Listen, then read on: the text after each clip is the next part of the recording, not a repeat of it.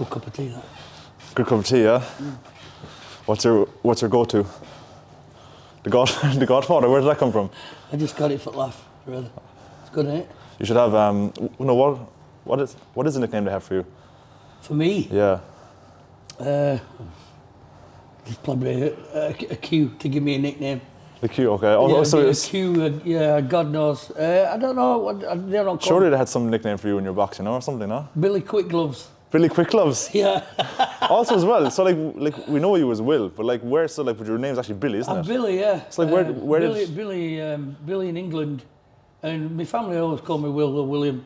That's my name, like, but I was always Billy after my dad. You know, I like everybody knows me as Billy over in England. Yeah. And then Will just stuck. And Will just started, like, I just came over here and just, I don't know, I just didn't change my name, just people just started calling me Will. Will, so yeah. I left it at that, you know. A few people call me Billy here, couple of lads, just out at blue. I never said my name was Billy or, you know. Anyway, call me what you want. Yeah, call me what you want, yeah, I hear you. Welcome back to another episode of the In Pursuit podcast. I'm James Crowley. And today we have Will Rossall of the Courcey ABC. Hey, Will, how are you? Thanks for being here. Yeah, no, good to be here again.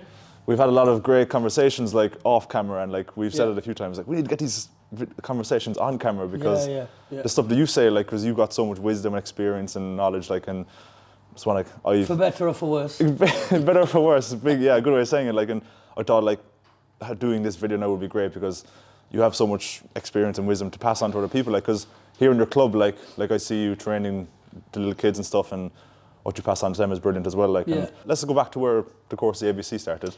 Yeah. This is what you're kind of working on right now. Well, I started doing fitness training. It all started when I wanted to find something to do after I lost my business in the recession in 2009. And what was that business? That were plastering business, which I brought from England. And I was doing really well. I was successful, actually. Spray plastering, manual plastering. I had a team, had a lot of vans, and you know, basically what everybody had. You know, spent too much really, and earned a lot of money, but everything crashed. You know, that's another life, another story. But I've always kept fit. I've always been a fitness geek, like kind of thing, since I was at school. I boxed when I was at school. And I got into weights, then I went back into boxing, and then I got back into weights again. I did bodybuilding, and in between still boxing. But I always thought I wanted to do more in boxing. And I ended up then here in Ireland, like I said, after the recession. I met up with another club and I helped them out. And I wanted to get my coaching badges, Irish coaching badges. And you know, I wanted to eventually to have my own club. So I got with this club, and you know, things didn't work out as well as I planned them to work out. But I did get my cert, which were, you know, a game changer for me. Then I went back to work. I did smaller jobs because the work was scarce, and I just started to slowly do a bit of boxing training with people. I was asked from these people if you wanted to do it, and so I did. And then I started to do it in the community hall in Ballinspittle, in the local area. So I got a few girls in there, and we just did boxercise. You know, and I like that. The boxercise was okay, but it was a start. It was sort of a foundation. It could lead to something, and it did. People heard what I was doing there, and I had a packed club as well for this personal training. I started KO Fitness, the business, which I still have now. I've got that back again. After COVID, I've got that going again, slowly away. And anyway, it was a success in a community hall. So what we decided to do then, I wanted another place where I could be more active, you know, more time. And the Courcey Rovers GA got in touch with me, and they wanted to do like a charity boxing tournament, which I were really, you know, up for and keen to do. That was like the big moment. Yeah, like, oh, that was a game changer. I just said, yeah, I'd love to do it. And so I trained Kilbrittain GA and Courcey's GA. So I trained them on separate nights. that's the story in itself, that, and it were really good. Everything went perfect. You know, the training, the camaraderie of all the GA players and the coaches, all the GAs, both GAs at Kilbritton and Courcey involved, and it were a great success, and it worked, you know. And instead of payment, because they wanted to know, you know, what I charge and things like that. So I just said, I'll take with the equipment that we bought, I'll take that. You know, so we ended up getting a bit of a ring out of it in a few bags, and then I put my own money into it, and I said, look, is there any chance I can rent the gym? Because the gym people were being a bit idle. They wasn't doing much at that time. That was a club gym in Courcey, yeah, wasn't it? Sorry, the Courcey Rovers gym, and so I started renting that off him, and I was doing personal training there. And then I asked him then down the line, I sort of moved my training from the community centre to that club, to the Courcey Rovers in the gym. So I paid rent there and I did my personal training there. And as I was moving on, I kept thinking that I'd love to open a club like, and I were, at the time, John O'Donoghue was the chair of Courcey Rovers. And I just asked him, and I said, you know, would it be possible if I could run a boxing club from here, you know? And no problem. Like, they were well happy with what I did. And we spent 7 years there doing that. We were competing. We did really well. We got the boxing club off the ground, and it just went really well. You know, it went great. And then down the line, like I say, 7 years later, I wanted a bigger place, I wanted more nights, we were getting more successful, and I have no regrets or whatever being with Courcey Rovers. They gave me a foundation, and I'm eternally grateful.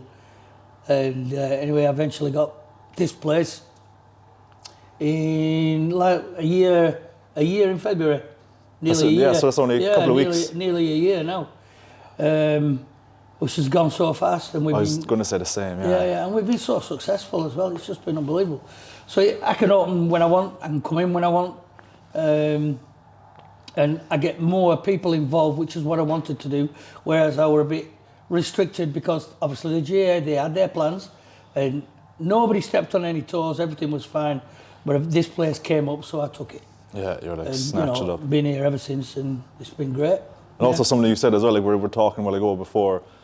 We turned on the camera, like, and you were saying that, like, you never get bored. Like, since you left your plastering job, since you've started this club or been involved in boxing, like, you haven't been bored, or like you haven't been. No. Like, as you said before, you used to go to your plastering job and you just like didn't want to get up in the morning. And then when it came to coming to the club in the evening, you were just. Yeah, well, like I have arthritis through all the sports that I've done. It's very painful in my hands, and I boxed later on in life as well. In my 40s up till when I was 52, so I mean, you know, it's hard wearing and it's a hard sport anyway. But the plastering and the building, that brought on a lot of wear and tear on my body as well. So, you know, not an easy job. When I got into the boxing side of things, you know, I always thought I want to do this full time. I was so interested in it, and like we just spoke, then, you know, I'm never bored ever. Never, not 1 minute ever involved in boxing have I been bored. You know, I've been angry, like anybody, you know, but I've never been bored. I've never got up and said, oh, I don't want to go down to the gym, or I don't want to be there, or I could be doing this, I don't want it. I've never. Not once. That's it. You found your path, you found your road. True religion, this to me. Yeah. This is my religion. As you said, there was on your Facebook there. Yeah. Do you know when you got the Google Maps, when the Courcey was on the Google Maps, you're like, oh, my church, or this is my church. yeah, that's it. Oh, this is our church. Yeah. No, 100%. You know. And like, what makes, like, for you, like, what makes boxing? Like, why is boxing the best sport ever, or the best sport for you? Well, not just for me. I think you know, people want to box, and then they find out what it's like. They come into a stage of, oh, this is really hard. You know, it's not like what you see, how you watch. You know, there's so much involved, there's so much for you to do. But more than anything, there's life learning experiences in boxing, which you can take into life outside the club. You know, it's very hard. Life's hard. Absolutely, yeah. Yeah. I agree. Big time. You know, you get let down, you get hurt, you know, and you've got to keep grinding. You've got to keep going. You've got to push yourselves when you don't want to push. When you just say, no, I don't want to do it anymore, I've had enough. You know, so like, it's the same as boxing. You've got to keep going. And you've got to be true to yourself. You see, that's the thing. If you're true to yourself and you know that you've done everything you can for that moment, say for the fight, you've given everything up. You've done everything for that fight. And now, this is it. Your time's come. You know you couldn't cut any corners. This is it. This is all you could do for them few weeks of training. And this is it. So it's come down to this. So, to me, that's a massive value and perspective on life. It's like you're preparing for something that you don't know what it's going to be like going for a job, new scene, new school, new scene, new people. You know, you're putting yourself in there into the unknown. And you're finding your way through in that short time. So, you know, you're prepping yourself for these situations. And there's no other place in the ring. No other place to prepare yourself for anything. Because you're going through hell in there and you're on your own. Yeah. You know, you can't back down. If you back down, you're letting everybody down. You're letting yourself down more than anything. Yeah. You let yourself down more than anything. And you want to try and you want to do the best you can. Big time, yeah. Yeah. And like even from my point of view, like I haven't been in the rings, like I can't speak from experience, but like being around the club, seeing all the boxes, like it's, as you said, like it's up to you when you're in the ring. Like it's you're the only one that can do it. Like, you know what I mean? Everyone around you, they can only shout at you and scream at you. Like, but it's down to you. Like, whereas, like when it comes to team sports, like you have a load of other guys in your team who can pull you forward. Like, you know what I mean? But it's for boxing, like it really exposes you, and it has to. Yeah. You have to show up. Like it's a team sport as well in the club. Yeah. I suppose. You know, when we go away as a team. And what I found as well, a lot of camaraderie in the club with other boxers, with boxers against boxers, in the club, helping each other, showing each other. And also different clubs. I noticed that as well, like outside clubs. Unreal. Like here last night in the gym, you had Northside from Cork boxing in the gym, and like they were literally standing right here, having the fun, having a crack after sparring the heads off each other. After beating each other to and that's stuff you don't see in team sports. Like you don't see other clubs coming together. And even the most recent USA trip you've been on. Well, we've been on, Like like as you said a while ago, like it was perfect. Like you felt complete after it. Like I did feel complete, because there's a huge story behind that, how it happened and how we got there and how it all came together. I mean, these are the things that I've found in boxing, for me personally anyway. That everything that we've done, it's all just gone really well, and everybody around us in boxing, not just this club but other clubs, especially around Cork and through the country, they've always been accommodating. Something was said actually on social media the other day about there's nothing more greater experience than being a boxing family, and it's true. Yeah, that's actually true. Yeah. It's just unbelievable because you get together and you just seem to be these, somebody could be better than somebody or whatever, but they're respected for it. They're not frowned upon. It's not jealousy or anything. I mean, you do get a bit of that going on, a bit of jealousy here and there, but mainly everybody wants to help each other. If I pick the phone up now to anybody in Cork, I've said this before, but it's true. If I wanted something, they'd go out the way to do it. And, I wouldn't get that off my family. Yeah. Not a lot of them anyway, you know what I mean? They'd always, I can't, I'm doing this. But they'll do it for you, And anything, if you've, like, they'll accommodate you in a way. If you forgot something, they'll go out the way to find it. Or, the kids forget things. You try and pack the bags for them. Say, right, come on, have you got everything? And blah, blah. Then you get to the show, they've no gum shield, they've no, I forgot the headgear or whatever. But everybody's helping each other. And the support after as well, especially when they're beaten. You get the other coaches from other teams coming up and trying to encourage them to keep going, stick with it, things will happen, things will move on, just stay with it, It's an unbelievable sport. It really is. For self-motivation, courage, really, preparing yourself and looking after yourself, it's a great sport. Yeah. And for you, like, who's been one of the most influential people for you on this whole journey? Good question. Most inspirational, I suppose. Or maybe like influential to you, like who's been that person that's, because like you spoke before, like about your father and like how much you've kind of done this. Well, I built for him all that and stuff, I built all this, what I have and what I've created, on my dad's death. Now, my dad never liked boxing, but he was happy that I was happy doing it,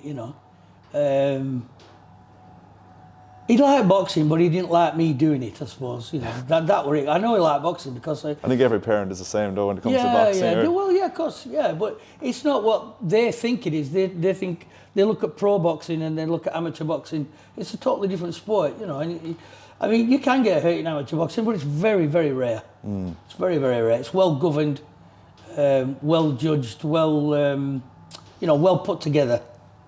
But I built the club on my dad's death.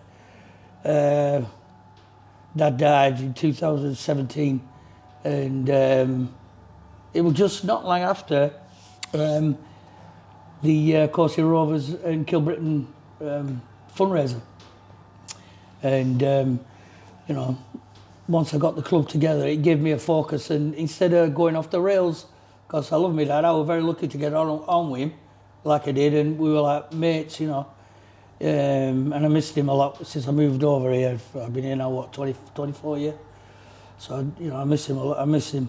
And so I was upset. Basically, I could have gone off the rails. I could have gone a bit, people were saying, oh, watch him. But like, I've matured a lot since I was younger and seen a lot since I was younger. So it was a case of, I got to put this to use, this grief to use. And I did. And I created the club. I was more focused to do well in it, make it look good, but put my heart into it really. And I felt like my dad was pushing me along the way to do it. It was a bit of a hard time really. I didn't know what I was feeling. I just kept myself going. So I still can't believe he's gone really. It's a bit, it's all surreal with your parents when they leave. We all know it. We're only here for holidays, as my father-in-law used to say. It's a difficult one. You've got to make time of that grief, really, instead of going off your head like. Yeah. I know what you mean. And like what you said there as well is like, you could have went off the rails or whatever, but it's about you just kept moving forward, like, and that's. Yeah, and then family as well. I've got to think about them. You can get self-centered with grief, and You've got to always remember you've got other people to think about. You've got to try anyway. You've got to try. Yeah. It's not that easy. It's not that easy at all. I'm not saying it's easy because it's not. Nothing is easy. No, especially when it comes to grief that way. But try and turn it into something. Motivate yourself to do something, which is what I did, what I've done, and I'll always be. I'm blessed for that really. Because I had a lot of self-destructiveness in England, and and when I come here at first, I suppose, I was just a bit wild, like later on in life rather than when I was younger. So, yeah. But I'm all right now, I think. Anyway, a lot of people might disagree with that, but I think I'm all right now. There's a lot of fellas now who's like, oh yeah, he's talking absolute. Oh yeah, especially a lot of coaches, I know. But also, my Uncle John, my mum's brother, he were a great professional coach and amateur coach for 60 years. And when I went boxing, I went to the same club as my cousins. And when I was 13, because I was bullied, and I went because I was bullied, and it gave me a bit of. I got a bit stronger, and I didn't do much there really. I stayed there for a while, but I was never a great boxer anyway. I always admit that, but I learnt a lot, and I learnt how to punch, I learnt how to stand and move, and these things never leave you. You know, and then I went to a club in Cone where I was born. I was just outside of Burnley, not far. And I boxed there for a while. And that was good. And then, you know, things happen again. Women, drink, youth. You know, youth takes over, basically. Yeah. And then, you know, there's a lot of years ahead and in-betweens and outs and overs and unders. But like as we spoke about a while ago, like that's where all the learning comes from, isn't it? Yeah, like, exactly, yeah. But I came out on the right side, I was lucky. Yeah. Like, do you know what I mean? All the things that, like, some people may look back and regretted these things and like, oh, I wish I didn't do that. But like, all these things made you who you are right now. Like, you know what I mean? So you gotta look back at these things and be like, yes. Yeah, well, you know, I mean... like, you weren't proud of them. You're not super proud of things maybe you've done. Like, same in my life, I've done things I'm not proud of. But like, you gotta accept, like, they're the things that make you who you are. Like, and you take the learnings and the lessons, and that's how you have so much wisdom and knowledge, because you can pass on those mistakes to other people. Because I'm sat here right now, basically. Yeah. I mean, there were times there, you know, I worked on security for a lot of years, and in Ireland.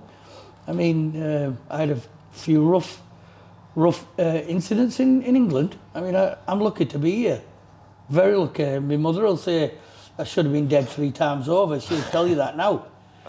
And I were lucky, but I gained a lot of experience and life experiences out of it, and I always feel that, especially when I look back on things, very lucky to be here. I got in some serious scrapes, serious. You know? When you say serious? Oh, really serious, yeah. I mean, and it wasn't, I didn't bring them on neither. It just happened. I just happened to be there at the wrong time. And things happened, and I had to do things, you know, to get myself out of these things that I didn't want to do. It was very traumatic, especially for my parents. That's the only regret I have, is hurting them. I didn't mean to, you know. I just got caught up in this world of mentalness and craziness at that time. I mean, we're talking mid-90s, you know, early 90s. Things were different then, especially when you're working on doors. It were a crazy time. But like I say, I got out of it, and I did all right out of it. I learned a lot. I lost a lot of friends as well. Some of them are dead now. In fact, quite a few people I know are dead who I grew up with. So, you know, I always consider myself fairly blessed that somebody who were, you know, walking with me and you know, helping me out to a point. Even when the times when I thought it were really, that you know, I were at a few times at an all-time low. But things seem to happen, and I seem to pull through okay. Yeah. If that makes any sense. Oh no, absolutely. Like, and like when you were at those like you said, you were at that all-time low. Like you said, you've been there a few times. Yeah. Like, what's like, because there is people, a lot of people, especially at this time and this, well, where the world is now. Like, it's more promoted prominently now. Yeah. Yeah, and there's people in there, and they think they can't get out of it. Like, what are the most important things for? I don't know. Men and women to focus on. Yeah, like, to focus on. It's a weird one, that, because I get, sometimes I've been so low and I thought I'm never going to get out of it. But then all of a sudden, someone will kick me and say, come on, get on with it, get up and let's go. And I do. I don't know where it comes from. And this is the truth. I don't know where it comes from. And I'm not a saint, far from it. You know, far from it. But I just have this drive that when I'm really there, you say, no more. Pick yourself up now and drive on. And I do. Mm-hmm. I haven't seemed to fall backwards too far. I've always seemed to pull through and say, right, get your head down, no matter what it is. If it's doing something small, something you don't want to do, that's where the boxing side comes in. You know, that's why I try and teach in life that you're at an all-time low. There's things there you don't want to do, but go and do them, and it'll help you through.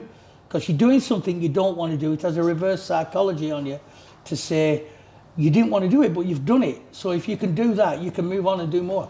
Big time. It's like stacking those small wins, like, and that's why. Yeah, and honestly, I don't know where it comes from. I've always said it must be from the teachings of my mum and dad. Yeah. You know, because they were very honest, and they showed me a right path. Because, you know, I didn't have a good childhood. I didn't. But I had a good childhood with my parents. but I didn't outside of it. Yeah. I had a rough time. And there's a lot of people now when they talk about what's going on now and this and that, I get that as well, you know, so it's nice. Which we have helped a few people locally. When I was in the village at the time, we did a lifestyle programme, myself and a guy called Dermot Fahey. He actually... Was it Dermot Fahey, yeah? Dermot Fahey, yeah. We great. started the lifestyle He's a great programme. man, yeah. Oh, he's a brilliant fella. He's a great fella. He got in touch with me there, and when I was down in Courcey Rovers, and he said, you know, do you want to do a lifestyle programme with them? It's where that they can do a different sport, just to take sort of like boredom out of anything. Not the GA, but out of anything. Just do something a bit different, sort of to reburst yourself a little bit. And it worked. It did work. We had a lot of good lads in. It did fade away, like everything fades away, but it worked. And there were a couple of people in there who were seriously in a bad way.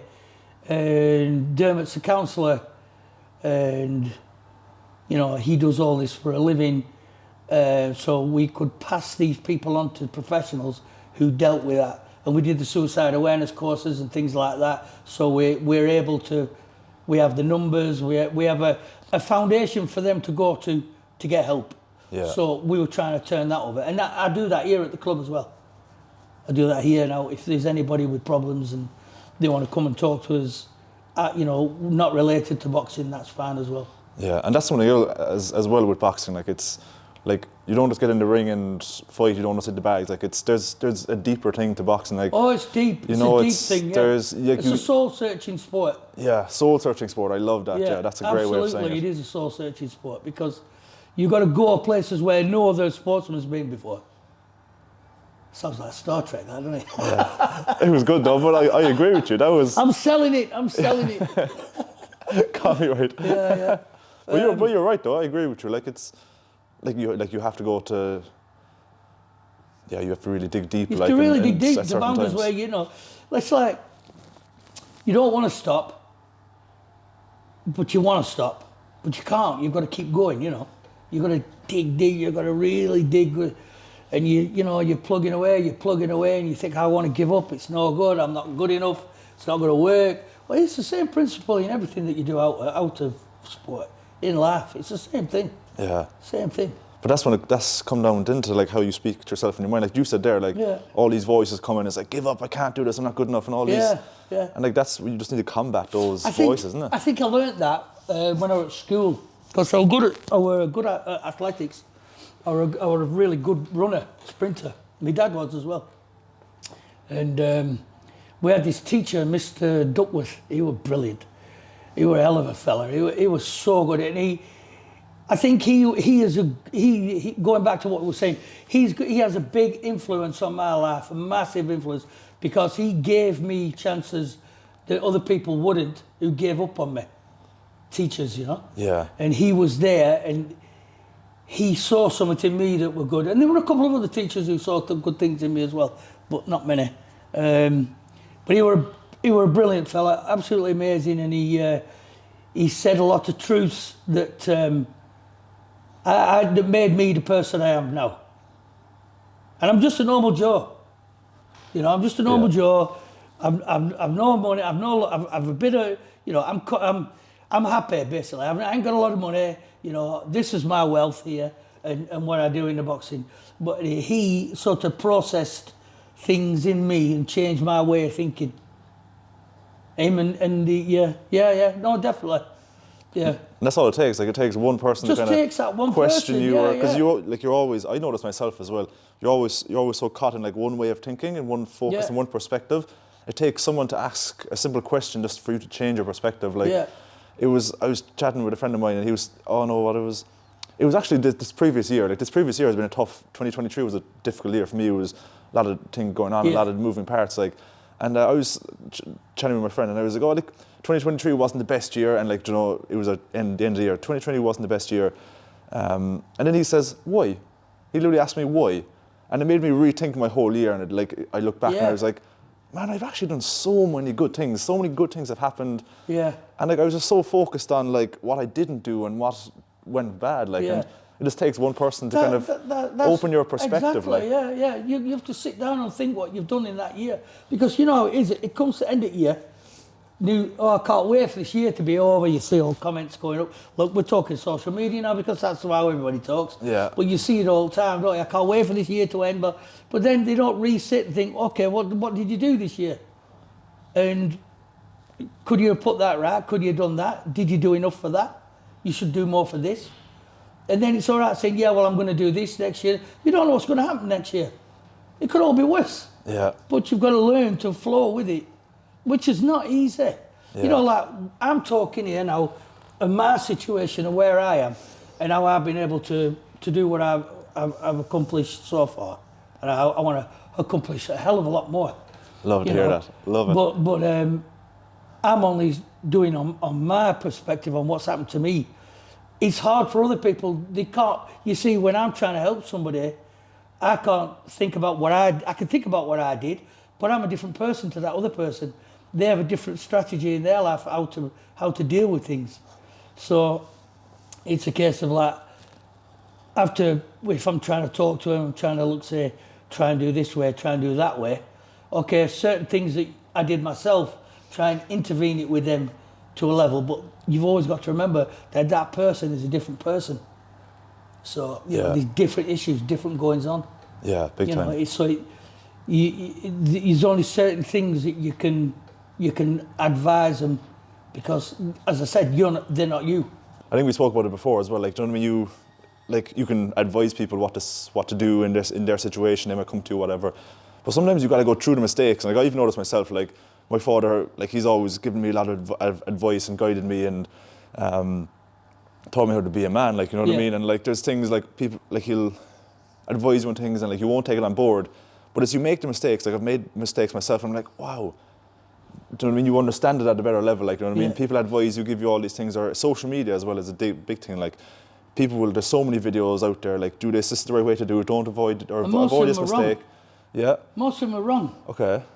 You know, because they're giving advice that might not be suitable for you. They're giving you diet programs or telling you to do this and how you to look and what to do. You see, we've got to a stage now where people can't think for themselves.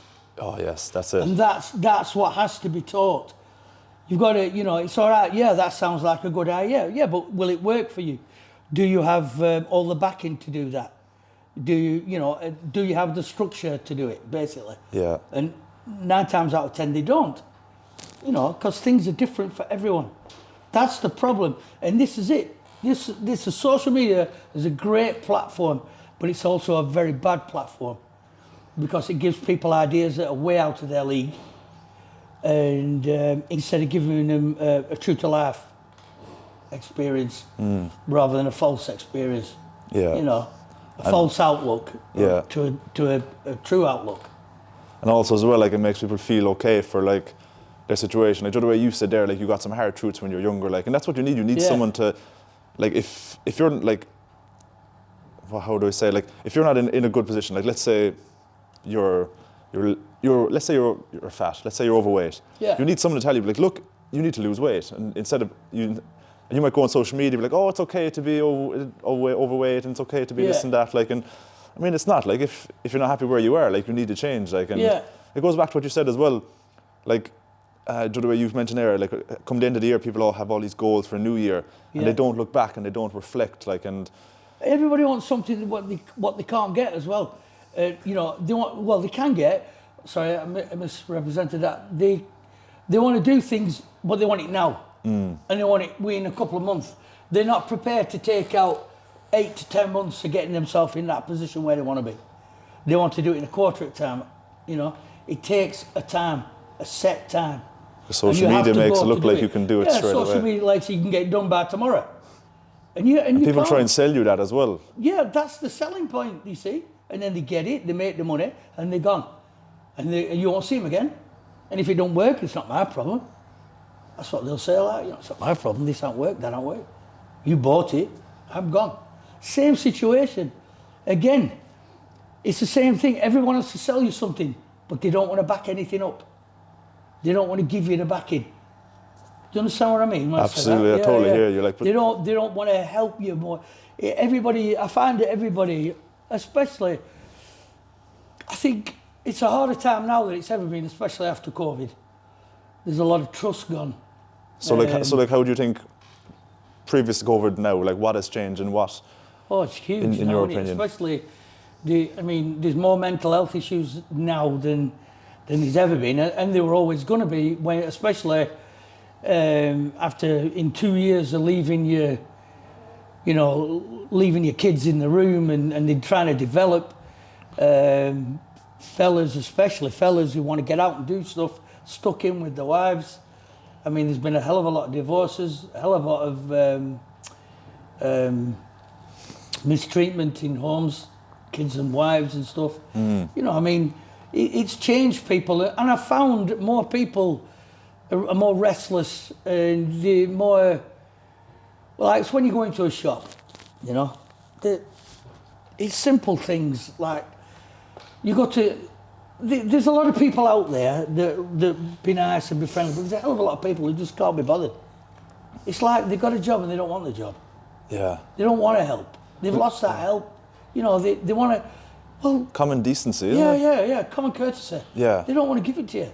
They just say, oh yeah, whatever, I've had people chuck change at me, and just turned away and gone to, and I'm like, That's it, and like, that's so interesting there what you say, like, even the little thing of like, using someone's name. When you go, like when I go to a shop now, I've made it my goal. Like whenever I see someone if they have a name badge, whatever their name is, use their name. Like if you're in a shop, you're like, and I see your name badge, it says Will. I'm like, hi Will, how are you? Yeah. You simply using their name. Because like I've read a book, it's called How to Win Friends and Influence People by Dale Carnegie, and like the sweetest sound to any person is their name. Slight interruption.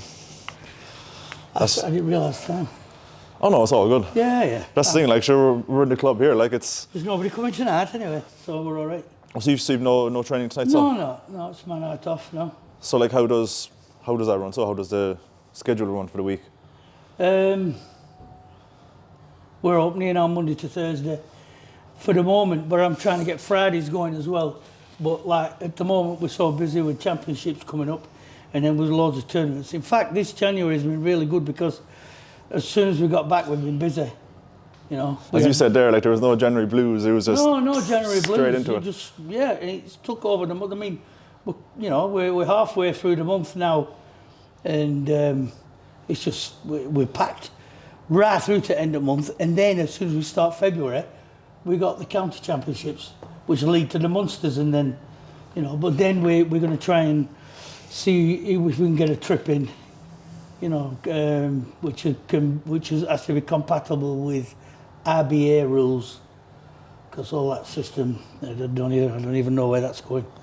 I was going to ask you, like, what's the story there? So you don't even know what's happening? No, nobody knows really. It's just at the moment we can't go to certain countries competing because we're with the RBA, which is the International Boxing Association, and the IABA, which is us, Irish Boxing Athletic Boxing Association. These certain countries don't want to be with RBA because they're Russian, which is politics. It's got nothing to do with boxing, other sport. But they don't want to, people have boycotted the RBA because they're Russian, basically. So they formed their own affiliation, which is now called World Boxing. World Boxing. A lot of people have gone with them, including our friends, USA. We're always going over there. And England are the same, Portugal's the same, Spain's the same, Australia, Canada, there's a lot of countries, Germany. So it affects us at the moment where we could go to compete or where we can go to to do sparring camps and things like that. Which is it's a loss really to homegrown boxing, green roots, grassroots, because it's we need to have diversity in the sport. We've got to move around to gain experience. You can do it in the country, but there's only so much you can do in the country, in my opinion, before you get found out what kind of a boxer you are, what you like. And there's always other clubs there looking, and they always want to beat. Everybody wants to beat everybody, But if you're going around to all these clubs up the country somewhere or down or wherever, you know, you're taking your best boxer there to gain good sparring, which is good. But eventually you're going to end up fighting him. You know, and to me, you should be able to do enough in your own area or around your area. A lot of people will disagree with this, what I'm saying, but that's fine as well, you know. Part of life. Nobody's going to agree with everything I say anyway. Big time, yeah. That's just my opinion. I just think, you know, it's good to stay around this part of the country and keep away from the top half. Then, you know, you can give them sort of a surprise attack. Does that sound crazy? Yeah, no, You know? I know what you mean. So it's almost like You don't want to get found out, do you? You know what I yeah, mean? you're kind of like keeping your guns to yourself, and then like when you're ready, you kind of We go want to fight attack. them Like all. yeah, Everybody wants to fight everybody. yeah, You know, but you know, you're only a good a fighter as you are on the day. I get that as well. But you're still, you know, you don't want to move around too much, so you get found out. So that's why it's beneficial to kind of go abroad and stuff, so you can kind of just practice and train. Immensely, because like we go to America, they have a different style of European fighting. They like us to go over there because they experience the Europe side of fighting. Yeah, And we experience their style. So it's beneficial, yeah, because you can adapt. And not just the fighting, it's the rings, the actual fight ring. I mean, you get canvases and underlay, which are so soft, way softer than ours. And that's hard going for the legs. So it's you know, you have to adapt. You can't ask them to change the ring. that's it. Yeah, You know what I mean? You've got to adapt like we had to. You know, That's in the USA trip, wasn't it? Yeah. The ring was much I smaller thought- and yeah, it was soft, wasn't it? yeah, it was same as last year, but last year I thought the canvas were a lot softer. If you see on the documentary, we're talking about it. Yeah. I thought it were a lot harder this year than last year. But you know, even if it was softer or harder, whatever, you have to adapt. That's the style of boxing. A boxer has to adapt to every occasion. That's what makes it a unique sport, because you could have 100 or 1,000 fights and every one would be different. Every one would be a different story.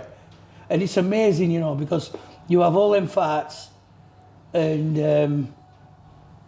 you can remember everyone and every move and everything you did. And your opponent, it's weird. And I can't remember what's going on tomorrow. There you go. I Yeah. can't remember what happened yesterday, you know, but in the fights I always remember everything. But like, what does that show? Like, because when, like, from my point of view, like, Shows what you're it shows, interested. like, when you're in the fight, yeah, I suppose I actually give a shit about this. Yeah. But like, when you're in the fight, like, you're so focused, like, on the fight, and that's Well, why you've you're gotta be on taking point, everything in. permanently on Whereas, point. like, Yeah. in life, like, you don't have that same level of focus. Like, that's why you don't like soak everything in. Like, well, that's so interesting. Like, 'cause the same with games. Like, when you play any kind of, like, when you're so engrossed in it, you remember everything. Like, even the USA trip, like, it was.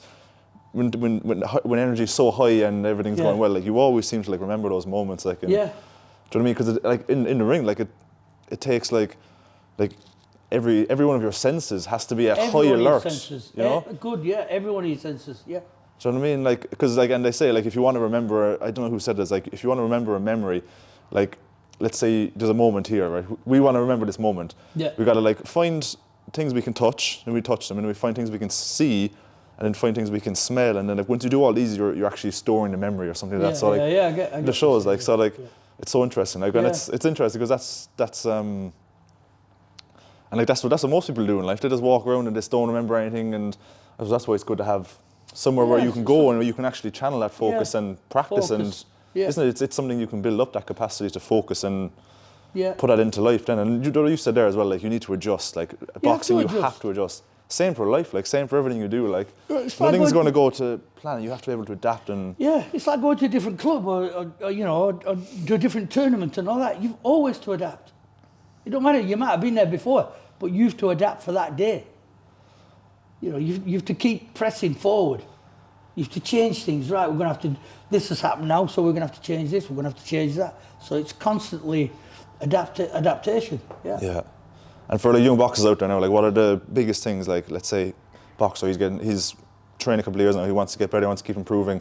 What are a couple of things that you tell your boxers now, like to focus on or Consistency. repetition? That's key. Consistency. Always be in the gym. Have time off, yeah, to recuperate, but be in the gym. That's one of the most key things about boxing. See, you get people coming and going, and then, you know, they'll have this long, a length of time off, and then they'll come back. You can't. You've got to be active. You've got to stay in the gym. And also, there's another reason for that, is because you never know. I get a phone call, or do you have, I need a 71 kg girl or 71 kg fellow there for this tournament. Oh, yeah, he's Andy there now. He's there working away. Yeah. When do you want him for? And if you're not there, it's not yours. And then they're coming to me then, and they'll be saying, oh, when can I fight this one? I'll just say, when you're training, when you're in the gym. You've got to stay in the gym. Yeah. There's an old saying, and my Uncle John will remember this, oh, have gum shield, will travel. Have gum shield, will travel. Yeah? Yeah. So you always will travel, yeah. Yeah, you're always there, you always have it, you're always ready, you're always on point. You know, that's probably a journeyman saying, but you know, it's a lot of meaning behind that, like, and a lot of... There is, yeah, you've got to be ready, you've got to be there. You know, it's... you've just got to be there. You've got, even if you're only 3/4 fit, you know, you can be ready and get more fights and, you know, get active. That's just so, like, you create your own opportunities, like, do you know what I mean? As you say, like, people who don't train. What's the word? Self-discipline. You have to have that self-discipline, you know, and that's what boxing is about, discipline. But for the young kids, you know, it's just to keep coming in and learn to enjoy it, because boxing is a sport where you get hit, you don't enjoy it, right? You want to go boxing, go watch. It used to be Rocky when I was young, but now it's Creed or whatever, you know. They go and watch a film, or they watch boxing, proper boxing on TV, and they want to go. Oh, I'd like to try that. Everybody wants to try boxing. You know, it's like Mike Tyson said, everybody has a plan until you get hit in the face. Yeah, you know? big time, yeah. And that's what happens. They come in, they get hit. Oh no, I get hit. What's going on there? Well, this is boxing. You're going to get hit. If you don't want to get hit, that's where the skill and the training comes in. You know, move in, move out, hit and not get hit. You know, every boxer knows this. They should know it. But you know, and as I said. To stick with it, you know, consistency is a 1000% part of it. Because you see, I always see boxers there leaving the club and all because they think they're not good enough and all that. But when there's a thing there that just about when they're leaving and when they didn't think they were getting somewhere, they actually was. They just didn't want to stick with it. And that goes back to, like, social media, you can see loads of young boxers on Instagram and, like, blowing up and they're winning loads of fights, and, like, you be comparing yourself to, or they're comparing themselves to people, and, like, why aren't I at that level, like, and that's probably where they lose interest and stuff. And but it's again, it's you got to keep working. You said it while ago as well. You got to. There's a guy in Cork, a boxer there. We took him away with us I won't mention his name, but he's a really good lad, and he's turned into a great, handy boxer, really good boxer. And he fought, I think he's had about 50 or 60 fights now, and first 20 odd of his fights he lost. But he stood there and he stuck weak and he kept going. 20 fights he lost before, Out of his fights, And then he dipped again, he kept losing and he was winning, and now he's on a constant, a medium streak of winning, you know, not many losses now. But the reason, and he's loving it now, and he's getting his rewards. And the reason for that is because he was consistent, and he stayed, and he believed in himself. He wants to keep going and do well, and he has. You know who it is, well, I'll tell you. Yeah, I know. I think I know who you're talking about. Yeah. From and what you're saying, he did really good. You know, and I noticed that, and I've known him since I started started the club. And I've watched him all these years, and he's just done really good. And it's an absolute great as a coach to see, because, well, you think the hope is not lost then. There are people out there who will stick to it and they'll keep going. But again, that's only one of many examples, I'd say. Like, you know what I mean? I mean, some great boxers in Cork, and they don't get enough recognition, in my opinion. And like I said, I've said this before, but, you know, it's difficult because there's some great coaches in Cork. Brilliant coaches in Cork, and you know, there's just at the moment there's opportunities there, but there's not enough. And now this thing with the RBA is coming. It's good, you know. We have to keep everybody busy. Everybody has to keep busy, You know, we have to all work together and try and put. That's things something you together. say in the ring as well. I noticed you was like, get busy, or stay busy. Or that's something I've heard you say a good few times. You Yeah. know, when you're fighting, you have to be busy. Yeah. You can't be throwing 1 or 2 shots here and there, and you know, you've got to get busy. You've got to really push yourselves. You know, it's the same in everything now, isn't it? That's why we've said this in the interview earlier, that you know, this reverts to life. This is a way out. Like, I call this my church, because when I come in here, I'm here and I can relax. And everything what's going on out there, I don't care, because I'm in here. I can look around. There's a lot to look at, and you know, and I feel proud of what I've accomplished, and then getting everybody else on board what we've all accomplished now. And it's going somewhere, and I hope, you know, we'll keep going places and keep doing well. Absolutely, You know? and it will big time. Like, Yeah, because where you've come over the last year, not even a year yet. Like, No, not even a year. you know what I mean? So what's yeah. 5 years going to give you? Even one more year. Like. We've over 100 members now here, which is just unheard of for us. Yeah. You know, and all right, they're not 100 in here all the time, but we best part, you know, 30 odd, Always 20 cycling odd through, every yeah. night. You know, and if I can open more nights, and it's, you know, if it works, then I will. Awesome. Yeah. And best boxer of all time for you? You mentioned Rocky a while ago, but who's your best boxer of all time? Mike Tyson for me, because I followed him when I was boxing. When I in 1985, 86, he was just coming through then. But as an old-time boxer, I used to like the heavyweights. Muhammad Ali, you know, Ken Norton, George Foreman and all them, Joe Frazier. But I liked them. I was very, very keen on the middleweights. I liked the Four Kings. The Four Kings were Sugar Ray Leonard, Marvin Hagler, Roberto Duran, and what's the other fella? Oh God, I get killed. This is my memory now. Like Thomas Hearns. Them four. They called the Four Kings. They were the best, great middleweights. A lot of them are different weight world titles, but they were great to watch, and they gave it everything. And the thing about that is now, you know, they wanted to fight everybody. They wanted to fight the best. They couldn't care about anybody else. They wanted to fight each other all the time, which to me, it's a different era, a different time, but it just shows you how hungry they were. You know, I love Chris Eubanks.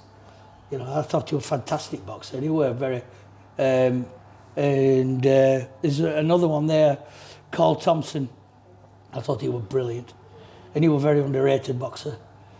You know, Clinton Woods, good boxer, all that kind. You know, Henry Wharton, especially coming up, Joe Calzaghe, and Ricky Hatton, obviously. You know, I liked all them. But in the earlier days, you know, they weren't around then, obviously. So, yeah, there's so many good boxers out there, you know. And what about like currently now? Like who's even for Currently? you? Like who's an underrated boxer in your opinion right now? Underrated.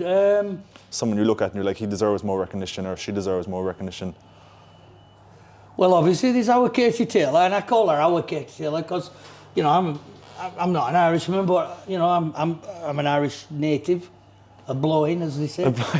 Everybody's a blow-in. And I met Katie Taylor a few times because when I started with the Irish boxing amateur, she was there. Every time we were at shows, she was just there. So, you know, it was just another girl, but she was good. But what she's become now and set standards is unbelievable. That's the other thing as well, women's boxing. There should be more women in boxing. There's so many opportunities. I have some great girls in here, but we need more in the country to get up and go. Like heavier girls especially. There's a platform for heavier girls. They think because they're heavy that they can't do this, and but they can, you know what I mean? We're talking 75 kilo plus into that way, going into heavyweight girls. You know, there's a platform for it. There's hardly any of them out there. Now going back a few years, say 5 or 6 years ago, there were a few of them there. But there should be more. There's a platform for them. And the benefits that they'll get out of boxing, especially we like I say, I always get this camaraderie thing, but it's true. you know, the people that you meet, you never forget them, and they're always in touch. Some of them end up being really close friends. And it's just good to see. So boxers today, Betabiev is a great boxer. He's 20 KOs, 20 wins. Light heavy, he's really good. He's just phenomenal. Then you've got Gervonta Davis. He's good. I'm trying to think of more middleweights there. There's some great middle. You got obviously Canelo. Is it Bibin? There's a Canadian fella on his way up called Bibin or Bibin. He's one to watch. French Canadian fella. He's coming up to good ties with the middleweights at the moment. He's really good. Heavyweight seems a bit sour really at the moment. I like Tyson Fury. I thought he's done really well to get where he's got to and doing what he's doing, but you know, I think he's laying himself down at the moment, you know, and backfiring on a lot of things that he said and his values. I think so. And I like him, but put me off a bit one of the things he's saying. Usyk, he's great boxer, there's no two ways about that, but he's just a small heavyweight. You know, when you're heavyweight's heavyweight, isn't it? You know, big lads like they used to be, they're getting smaller and smaller. I mean, Evander Holyfield were a small heavyweight and a cruiserweight, but he could fight, you know, they could tear it up. I like the skill of the boxing and everything that they do, but you know, there's a lot of boxers there that they stand off too much, and you know, I like a good tear up. Everybody likes a good tear up. Yeah, this just goes for it. Yeah. Like, yeah. Yeah, you know. You even have a few guys here, and I notice like they go for it, like, you know what I mean? Yeah, I mean, it's the way to win. It's the way to win. You see, obviously, amateur and pros, totally different game. Totally different. Yeah. You know, I'll always be saying that to the club. You know, watch the pro boxing, enjoy it, but it's not you. You know, you've only 3 rounds. You know, I've had guys in here now who are brilliant, and they think they've 12 rounds. They don't get going till 9th, but they don't realise we've only 3 rounds. Do you know what I mean? Yeah, absolutely. So they have to get going from the word go. And that's the difference. It's a huge difference. We'll leave it there, so. Yeah, Well, nice. thank you very much. That Yes, was awesome. always, yeah. Definitely be first of many anyway. Keep boxing going. Amateur boxing, it's just one hell of a sport. All right, bud. Boom.